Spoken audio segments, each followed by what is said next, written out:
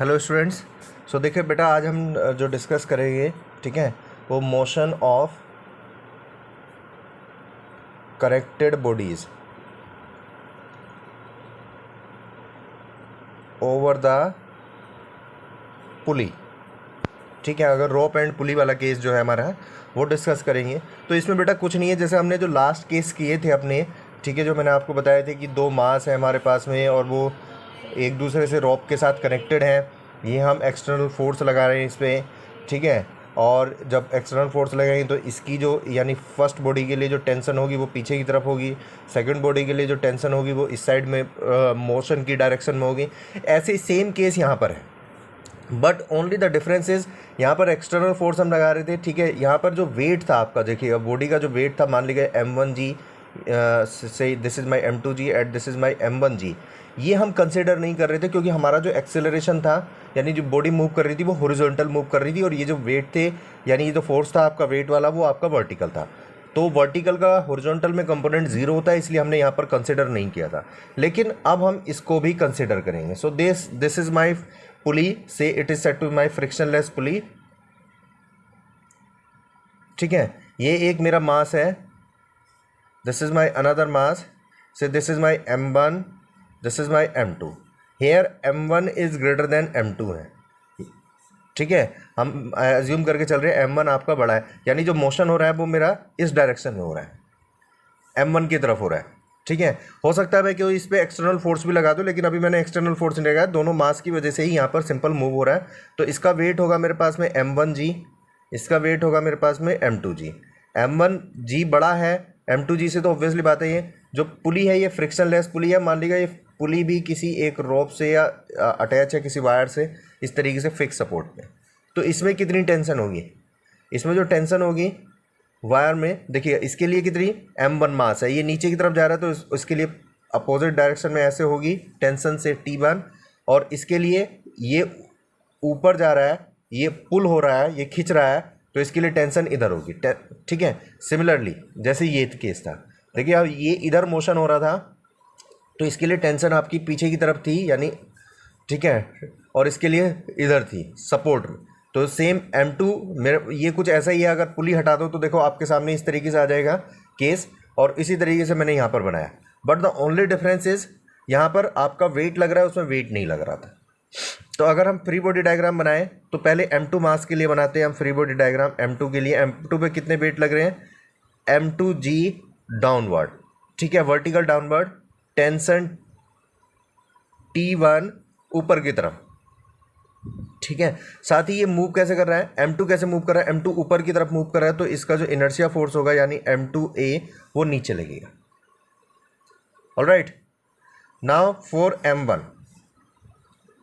M1 मास के लिए wait लगा आपका M1G डाउनवर्ड, इसके लिए टेंशन जो है वो ऊपर, ठीक है। T1, अच्छा टेंशन दोनों सेम रहेगी, एक ही रोप है, जब तक रोप आपकी डिफरेंट ना हो टेंशन आपकी डिफरेंट नहीं होती है, ये मैंने आपको पहले भी क्लास में बताया हुआ है, ठीक है। एक रोप में एक ही टेंशन, जैसे ये दूसरी रोप है तो इसके लिए जो टेंशन होगी T2 वो अलग होगी, ठीक है। तो मान लीजिए ये T1 टेंशन T1 M1G, ठीक है, और ये कहाँ मूव कर रहा है, ये नीचे की तरफ मूव कर रहा है, तो इनर्शिया फोर्स इस बार ऊपर की तरफ लेगी, इसके लिए M1A ऊपर, ठीक है। तो यहाँ पर देखिए, यहाँ पर आपके पास में आ गया this T1 is equal to M2G plus M2A, and this यहाँ पर आ गया आपके पास में this T1 plus M1A is equal to M1G।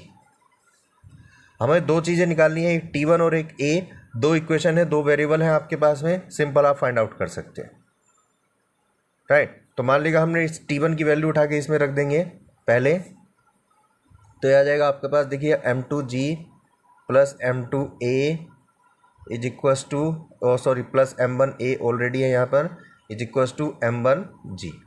तो यहाँ पर M2G इधर चला जाएगा, तो ये हम A यहाँ से कॉमन ले लेंगे, तो बचेगा M1 plus M2 is equals to M1G minus M2G।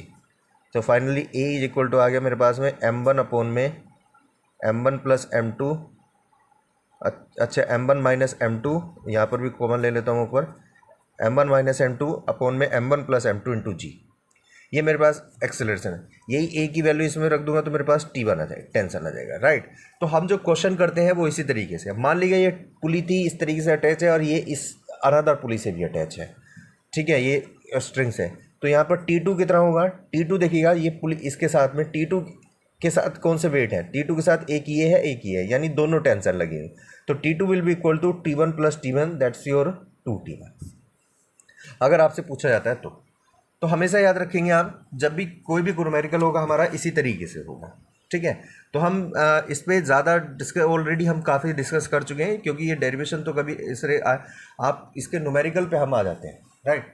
सो आपके असाइनमेंट पे हम आते हैं।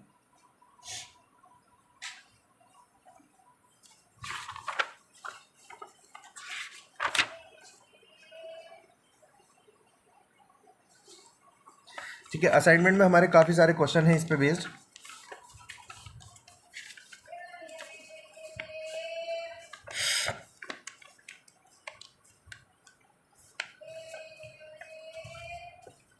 तो क्वेश्चन नंबर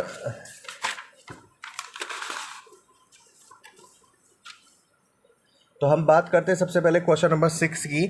6 से हमारे क्वेश्चन स्टार्ट होते हैं। 6 क्वेश्चन कहता है एक light string passing over a smooth pulley connects two masses of different masses vertically, right, drive the expression for the tension in the string and acceleration of the block. तो ये आपको simple एक acceleration यानी यहाँ पर expression draw करना है। तो इसी तरीके से जैसे मैंने अभी किया, तो इसी क्वेश्चन को हम कर लेते हैं। चलिए, कोई भी दो मास है आपके किसी एक पुली के ऊपर, जिनका दो डिफरेंट अलग अलग मास है, से M1 M2, ठीक है। यहाँ पर आपके पास में जो M1 is less than M2 है, हमने एज्यूम कर लिया, ठीक है। इसी तरीके कंडीशन है। तो ये जो नेट डाउनवर्ड मोशन इधर हो रहा है, तो हम दोनों के लिए अलग अलग बनाएंगे। M2G वर्टिकल डाउनवर्ड, इसके लिए जो टेंशन लगेगी T1 वो ऊपर लगेगी, ठीक है।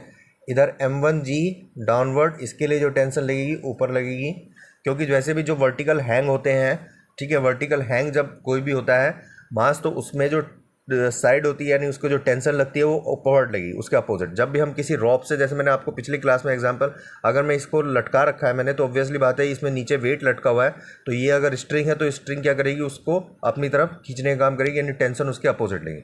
तो यहाँ पर, और ये नीचे की तरफ जा रहा है, तो इसका जो M2A होगा that will be upward. Free body diagram for M1G downward, tension T1 ऊपर, ये ऊपर की तरफ, ये अब ऊपर की तरफ जा रहा है, तो इसका जो M1A होगा वो डाउनवर्ड हो, ठीक है। तो यहाँ से फॉर M1 के केस में देखिएगा दो डाउनवर्ड फोर्स है, यानी M1A plus M1G is equal to T1, ठीक है। अब फॉर M2 के केस में देखिएगा, this is my T1 plus M2A is equals to M2G, ठीक है। तो सेम है, आप T1 की जो पहले वाले उठा के हम यहाँ पर रख देंगे, तो ये M1A plus M1G plus M2A आ जाएगा मेरे पास में, इज इक्वल्स टू M2G। इसको उठा के इधर ले जाएंगे तो ये बचेगा आपके पास M1A plus M2A is equals to M2G minus M1G। तो सिंपल ये M1 plus M2 is equals to M2 minus M1 into में G। So A will be equal to M2 minus M1 upon में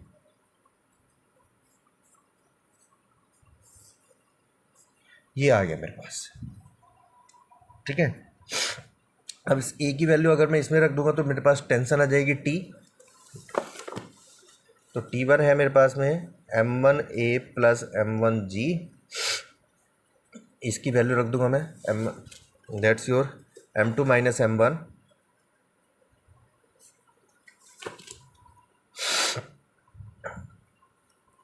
upon में M1 plus M2 into में G plus M1G, right. तो यहाँ से मेरे पास में G तो मैं कॉमन ले लेता हूँ बाहर, फाइनली मेरे पास M1 प्लस M2 LCM आ गया। तो this will be your M1 M2 minus का M1 स्क्वायर, प्लस ये m1 से इसकी मल्टीप्लाई हो जाएगी m1 प्लस m2 से, ठीक है। तो ये g m1 m2 minus m1 square और ये प्लस का m1 square plus m1 m2। So this इस ये कैंसिल हो जाएगा अपॉन में m1 प्लस m2, ये m1 plus m2 m1 plus m2 2m1। So this will be your 2m1 m2 upon में m1 प्लस m2 इंटू में g। This is my tense. तो ये हमारा क्वेश्चन नंबर 6 देखिए, यही डेरिवेशन था। तो आपको कुछ नहीं करना, सिर्फ कंडीशन याद रखनी, चाहे आपसे डेरिवेशन पूछा जाए, चाहे आपसे आपका न्यूमेरिकल पूछा जाए, ठीक है। सो दिस बार हमसे एक्सेलरेशन और टेंशन पूछी गई थी, तो ये हमारे पास में उसका सॉल्यूशन है। Now similarly question number 7, question number 7 कह रहा है एक लाइट स्ट्रिंग हम, अच्छा लाइट स्ट्रिंग हम जो यूज़ करते हैं वर्ड वो इसीलिए यूज़ करते हैं क्योंकि हमें स्ट्रिंग का मास कंसिडर नहीं करना होता है, ठीक है। तो हमारे पास में जब भी होंगे लाइट स्ट्रिंग के ही केसेस होंगे। Light string passing over a smooth pulley connects two blocks of masses m1 and m2 vertically if the acceleration of the system, final acceleration आपके पास में सिस्टम का g/8 है, find the ratio of mass m1 and m2, ठीक है। इस बार आपको m1 और m2 का मास एक्सेलरेशन बताया और a is equal to g/8 दे दिया आपको, ठीक है सर, और m1 अपॉन m2 बताना है आपको, ठीक है। तो आप फिर से सेम क्वेश्चन ही है, यही चीज़ है जो एक्सेलरेशन आया था आपके पास में, देखिएगा यहाँ पर आप निकाल सकते हैं, इसमें कोई इशू नहीं है। m1 m2 का रेशो इसी से निकाल सकता हूँ मैं, लेकिन हम ऐसे नहीं, हम इसे फिर से एक फ्रेश क्वेश्चन की तरह करेंगे। तो ये हमारे पास में कोई पुली है,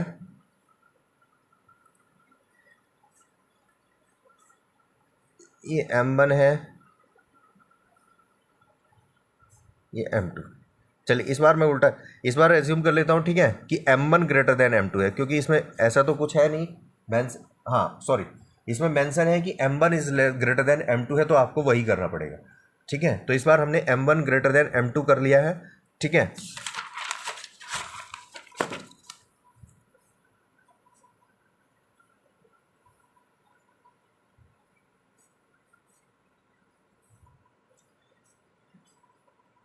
इस बार m1 ग्रेटर देन m2 है, जो क्वेश्चन में अगर मेंशन है तो ये आपको करना ही पड़ेगा, अगर क्वेश्चन में मेंशन नहीं है तो आपकी मर्जी है, कोई सा भी आप कर सकते। तो इसमें मान लीजिएगा टेंशन जो लग रही है वो T लग रही है, इसमें भी टेंशन आपकी T लग रही है। तो देखिए इसमें जो वेट लग रहा है वो m1g है, इस पर जो वेट लग रहा है आपका वो m2g। इस बार m1 ज़्यादा है तो फाइनल जो मूवमेंट हो रहा है वो आपका इस तरीके से होगा। तो फ्री बॉडी डायग्राम बनाऊंगा मैं दोनों केसेस में।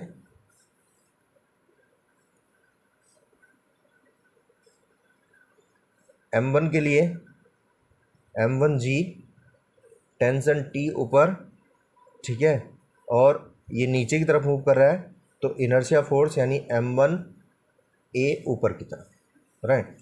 m2 के लिए m2g नीचे, टेंशन ऊपर, ये ऊपर की तरफ मूव कर रहा है, तो इस बार इनर्शिया इसके लिए नीचे, ठीक है। तो सबसे पहले इसके लिए इक्वेशन लगा लेता हूँ मैं। तो देखिए ये m2, this is your m2a plus m2g is equal to tension T, right. तो यहाँ से मैंने m2 कॉमन ले लिया, तो ये आ गया आपके पास a plus g is equal to T। क्योंकि इस बार रेशो निकालना है मुझे m1 और m2 का, तो मैं m1 और m2 को रखूँगा एक तरफ, ठीक है। Equation number first. नाउ यहाँ से भी मैंने इसी तरीके से, देखिए इस बार आपका T plus m1a is equal to m1g,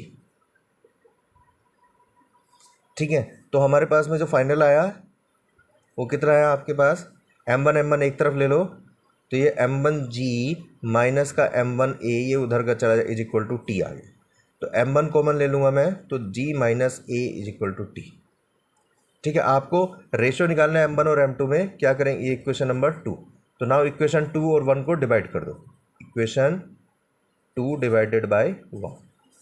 तो देखो m1 g minus a upon में m2 g प्लस a लिख सकता हूँ मैं इसे, a प्लस जी को, इज इक्वल टू इधर t और t से t कैंसिल हो गया। तो फाइनली मेरे पास m1 अपॉन m2 क्या आ गया, इनकी क्रॉस मल्टीप्लाई, ये जी प्लस ए ऊपर चला जाएगा अपॉन में जी माइनस ए। तो ये मेरा रेशो हो गया। लेकिन इसमें हमें एक कंडीशन और गिवन है, ए और जी में रिलेशन गिवन है, ठीक है, और that will be equal to m1 upon m2 is equals to g plus a divided by g minus a। ये जो आया हमारे पास में, इसमें ये आपको कहा है a is equal to g by 8 है। So this is my, how much it is, ये हो गया आपका, ऊपर हो गया 9g अपॉन में 8, नीचे हो गया आपका 7g अपॉन में 8। 8 will be cancel out. So this is your 9g upon में 7g, g से g cancel, so the answer is your 9।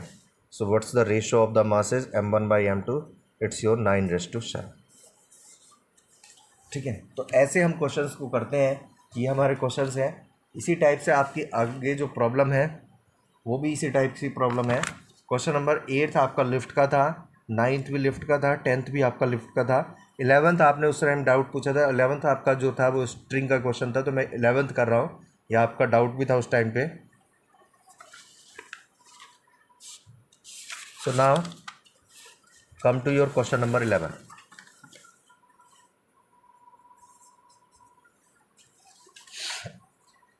Question number 11 क्या है? An elevator weight of 6000 kilogram is pulled upward by a cable with an acceleration of this, ठीक है, 5 metre पर second. Find the tension. ये तो बहुत ही simple question था आपका।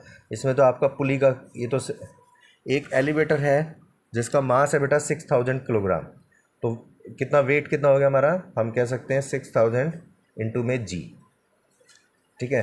जो मास है वो है आपका 6000 kg, तो W is equal to M into G हो गया, ठीक है। ये एक केबल से अटैच है, और ये केबल से जो अटैच है उसमें केबल में ऑब्वियसली टेंशन लग रही है, ठीक है। कहाँ मूव कर रहा है ये?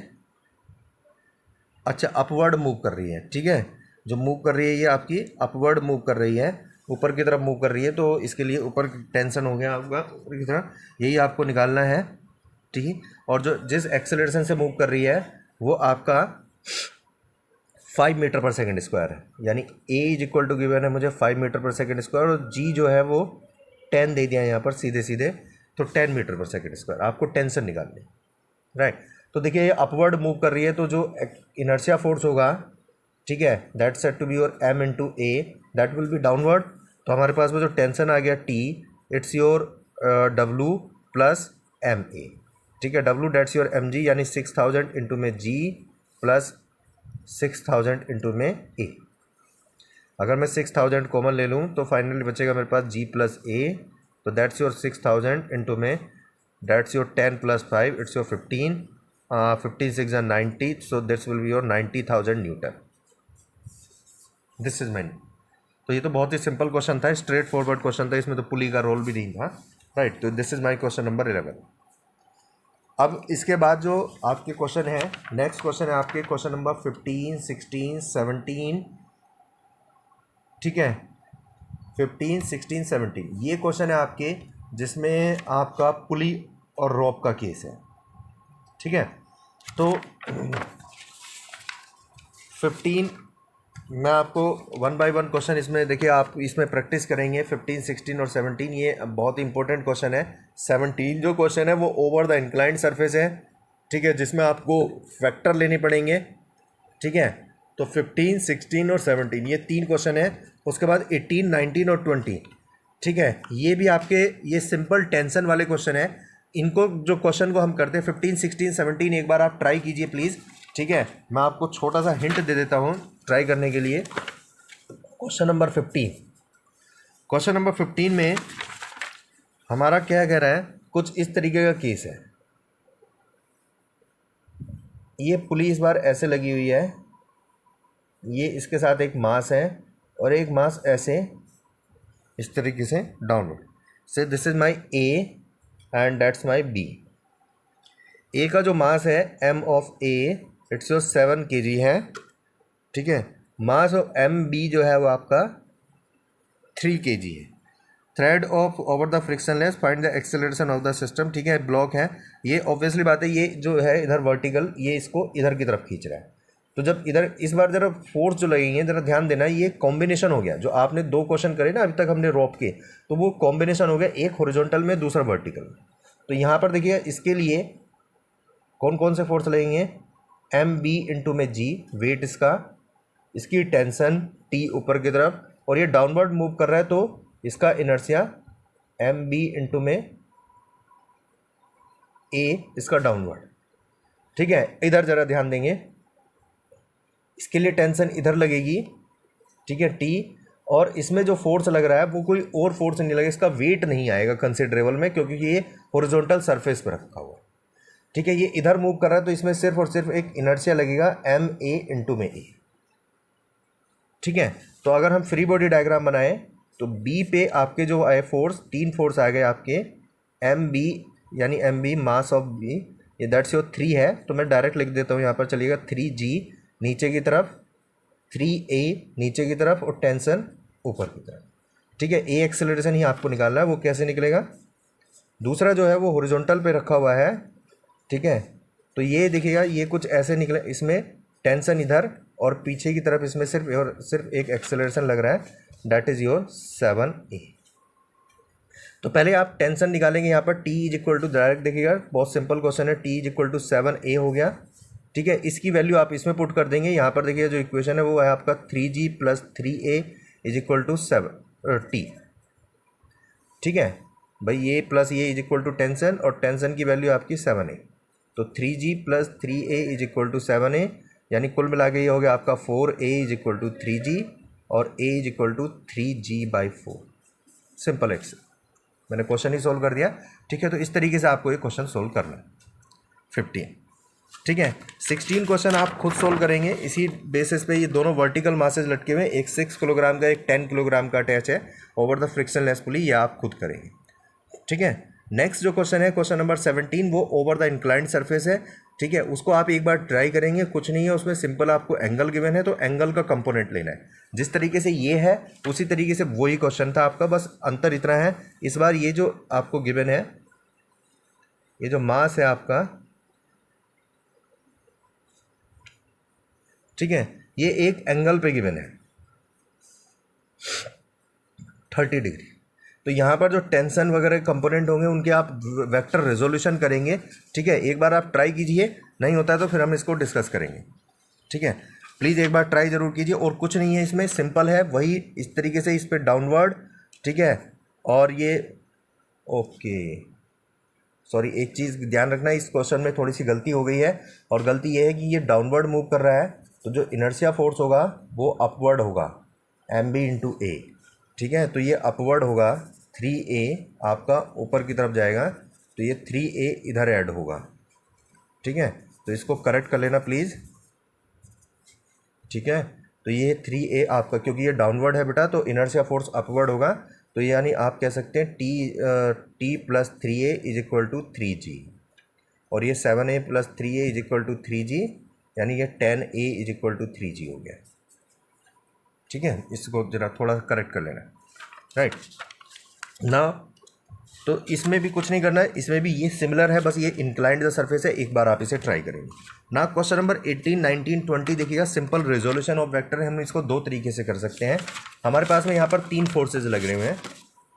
ठीक है, तो अगर कहीं से भी सिस्टम पे हमारे पास में 1, 2, 3 कितने भी फोर्स होते हैं किसी भी एंगल पे, θ1, θ2, तो आपको पता है उनको हम क्या करते हैं, उनके हॉरिजॉन्टल और वर्टिकल कंपोनेंट में रिजोल्व कर लेते हैं, और उसके बाद फाइनल रिजल्टेंट निकाल लेते हैं। ठीक है, ये एक मेथड है। एक और मेथड है इसका, ठीक है, जिसका नाम है बेटा लामीज थ्योरम।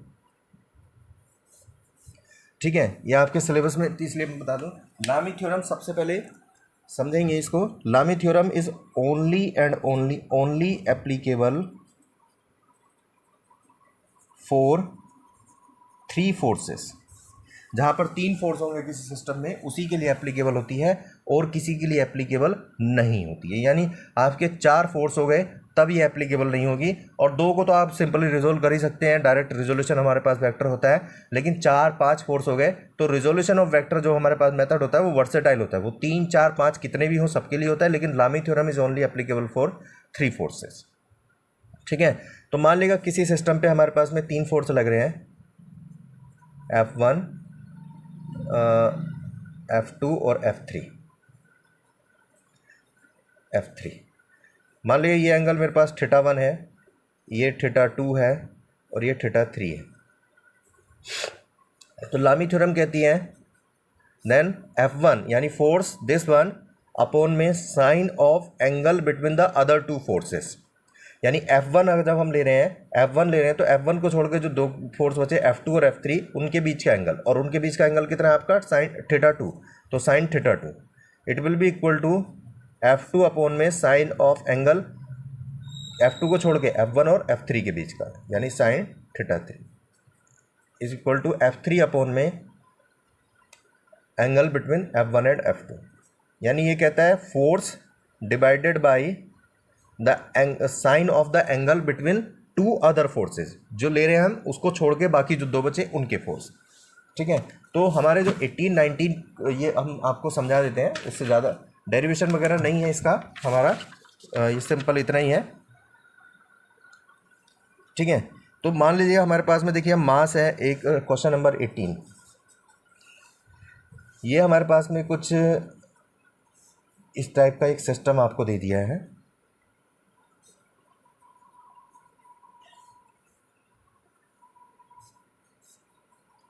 M मास है मेरा, किसी भी उसमें लाइट स्ट्रिंग में इस तरीके से गिवन है आपको, find the tension in AP, इसमें आपको टेंशन बतानी है।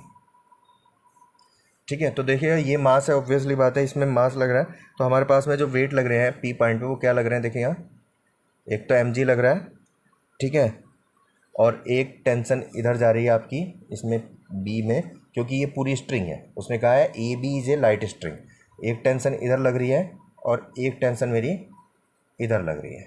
इसे मान लीजिए ये T2 है, ये T1 है, ये एंगल आपका 30 डिग्री है।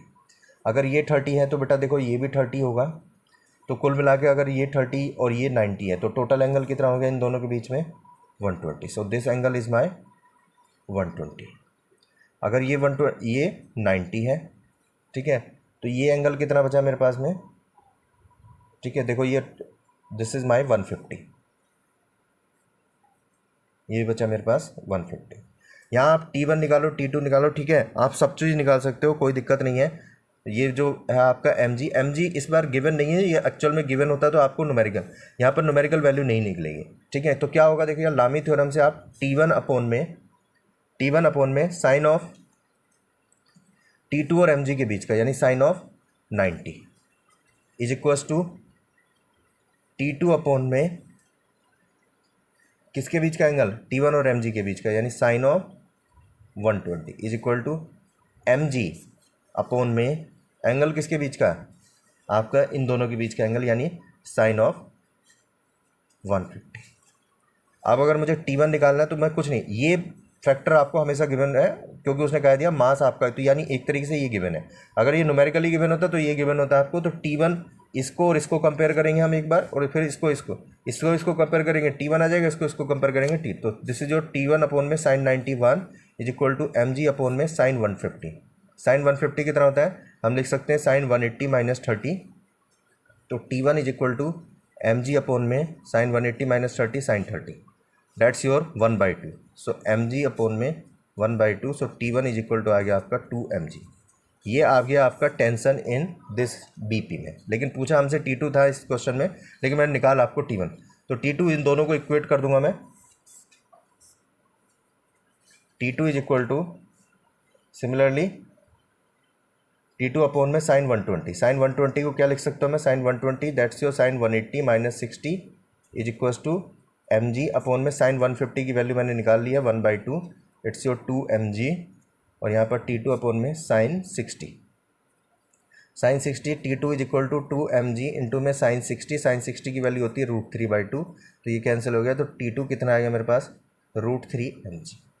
तो यही चीज़ अगर मैं रिजोल्यूशन ऑफ वेक्टर से करता तो मेरे पास में इक्वेशन बनती, 2 इक्वेशन उनको सोल्व करना पड़ता, ठीक है। लेकिन यही चीज़ लामी थ्योरम से कितनी इजी हो जाती है। सो लामी theorem is only applicable for 3 forces. तो क्वेश्चन नंबर 19 और 20 भी हमारा इसी बेस्ड है, आप इसी पे बेस्ड आप इसको क्वेश्चन को करें, राइट। तो अभी के लिए यहीं पे ख़त्म हुआ। प्लीज़ आप लोग जो मैंने आपको दिया है, ज़्यादा क्वेश्चन नहीं दिए मैंने आपको, देखिए 16 दिया है, 17 करने के लिए दिया है, 16, 17, 19, 20, ओनली 4 क्वेश्चंस आप अभी ट्राई करेंगे, उसके बाद आप मैथ की क्लास को जाएंगे।